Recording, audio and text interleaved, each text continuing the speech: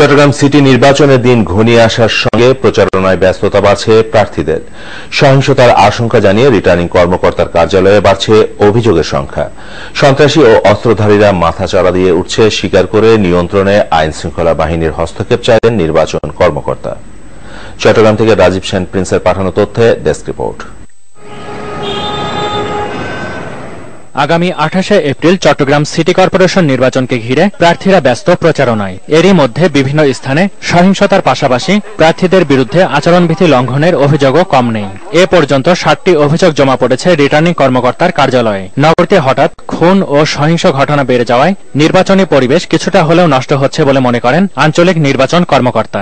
এই ঘটনাগুলোর হয়তো ধারাবাহিকতায় গত দুদিনে দুইটি খুন হয়েছে, বাট এটি নির্বাচনের পরিবেশকে একটু হলেও ব্যাঘাত করে এবং জনমনে একটা আশঙ্কা তৈরি হয় নির্বাচনী পরিবেশ বা আইনশৃঙ্খলা পরিস্থিতি নিয়ে। আচরণবিধি লঙ্ঘন অভিযোগের তালিকা দীর্ঘ হলেও সতর্কীকরণ নোটিশ দিয়ে দায় সারছেন নির্বাচন কমিশন। এমন অভিযোগ সুশাসনের জন্য নাগরিক সুজনের।